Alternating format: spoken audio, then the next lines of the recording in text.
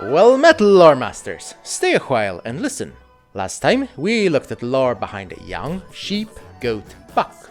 Today we'll be swinging along to the next deer in the Chinese Zodiac, namely Hou, monkey. Monkey! So let's get right to it.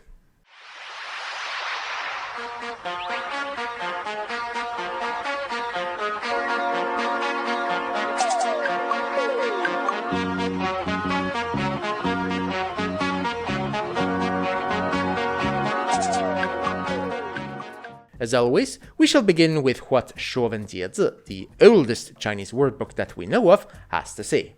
Hou, mu hou, nao ye.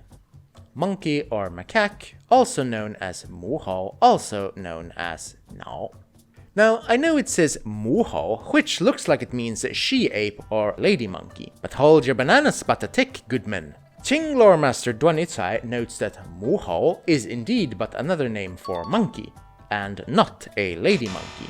This word is also written mu hou, and while macaques are known for enjoying a good soak in the hot springs, the characters mu, to bathe, and mu, mother, are both booked wholly for their sound alone here. Furthermore, the piya or extended area tells us that the monkey was called mu hou in the kingdom of Chu, hinting that it might be a Chu dialect word. Nao is another word for monkey or macaque.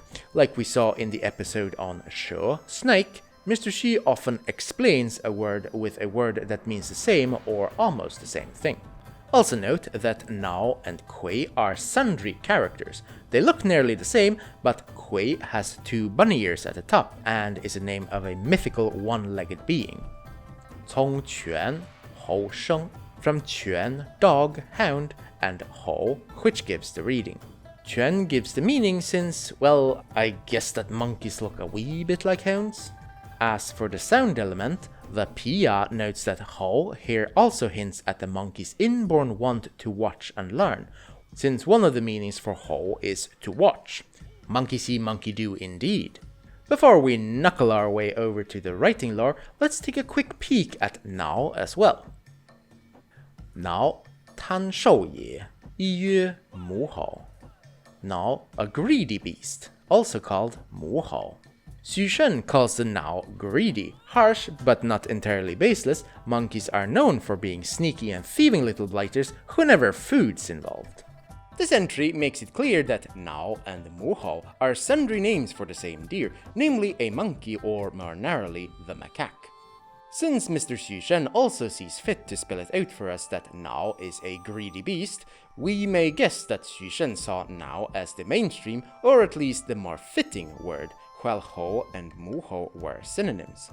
Xu Shen didn't like to waste ink, so whenever he goes out of his way to write an extra few characters, he does so for a good reason. 四人从业，四指虽其手足. It looks like a man from Ye, head, with Si, 指, and Sui standing for its hands and feet. In other words, the character now is a drawing of a monkey, and if you can't see it, you will in a moment, because now it's time for...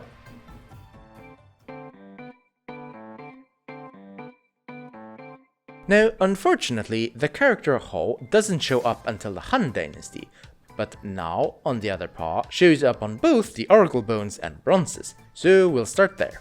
In the earliest forms of Nao, we can clearly see a seated monkey seen from the side, a round face, big ears, long limbs, and a tail. A lot of them also show the monkey with one paw in its mouth, perhaps nibbling on something tasty. I'm pretty sure anyone who has seen a monkey either on TV or in real life knows that pose. As is always the case with the oracle bone characters, some forms are simpler than others, and some show the monkey standing rather than sitting, but they're all still unmistakably monkey-ish. Now, here things get a wee bit muddier.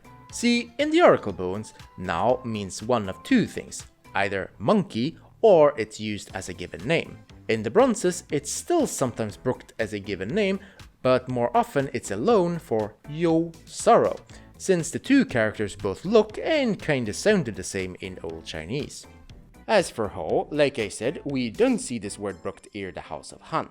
The first time we see the character Hou is in the small seal script, which according to tradition was invented during the Qin dynasty, However, it does not show up in any archaeological findings, only showing up in the 说文解字, which wasn't written until almost 400 years after the Qin dynasty, so pinches of salt are in order. As for the other character, now, the small seal form is much the same as the bronze inscription version. Sadly, no clerical forms exist for Hall, at least that I could find, leaving us with the normal hand, which, of course, is the basis for the standardized form we brook to this day. The only clerical form of now I could dig up was this one from the Qin Dynasty bamboo scrolls. This one does, however, lead us into a somewhat interesting development of this character. See, as now became more streamlined and abstract, it also became harder and harder to keep it apart from yu, sorrow, and xia, summer, since now was not brooked as often as either of those two, and on top of that is pretty hard to write. The standard shape has 19 strokes. This no doubt caused the scribes at the time lots of headaches and carpal tunnel. Mayhap this is why the old pictographic character was stepwise overtaken by a new logophonetic character from Quan, dog, just like in Hall, and Ro, soft, bensome, which gives the reading. And I'd say that's enough of me prattling on about the characters, so let's make our way onto the Wordlore.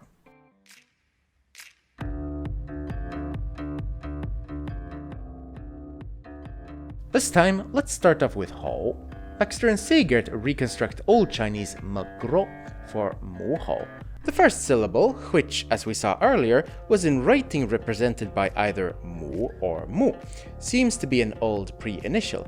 This pre-initial may be the same as Baxter and Sagert's M3 prefix, which is seen in the names of some beasts and deer. Over time, the pre-initial m was dropped, leaving just gro. Old Chinese gro became Middle Chinese ho, whence came Mandarin ho.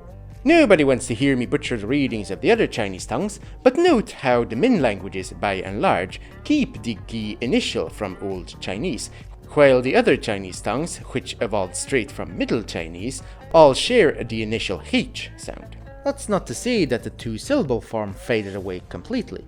While the old forms mu hao and mu hao are now only seen in written Chinese, it's likely that the modern words mi hao and ma hao come from the same wellspring. Outside of Chinese, hao was borrowed into Japanese as gu and ko, into Korean as hu, and into Vietnamese as hao. The Japanese reading being more like the Old Chinese one can be easily understood as the word being borrowed through Southern Min. As for now, Schussler calls the word's wellspring elusive, but says the closest fit is in Austroasiatic. Baxter and Sagert unused the Old Chinese form as ngu, which became Middle Chinese na, whence came now in Mandarin. Again, I shan't make you listen to me struggle with the readings for the other Chinese tongues, but note the merger of N and L here, which is something we often see in Southern Chinese tongues and byleads, because many Southern Chinese languages have problem distinguishing between N and L. Like hao, now was borrowed into neighboring tongues. In Japanese, it is read as no, but take heed there, Loremasters, that in Japanese both ho and more seldom now are both brooked to write the homegrown word for monkey, saru, although seasoned Japanese learners will know that the names for beasts are today written in katakana, so mayhap ho and now needn't be eked to your Anki decks quite yet. In Korean, it's read as no, and in Vietnamese as nao.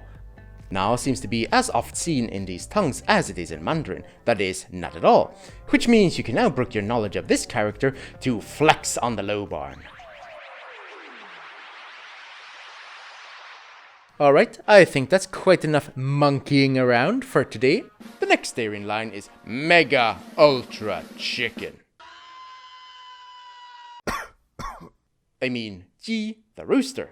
And as always, if you want to support my work, leave a like and comment below, subscribe if you haven't, and join the Chinese Merchant Guild by supporting me on Patreon like all these lovely people have. You're all truly wonderful. Until next time, Loremasters.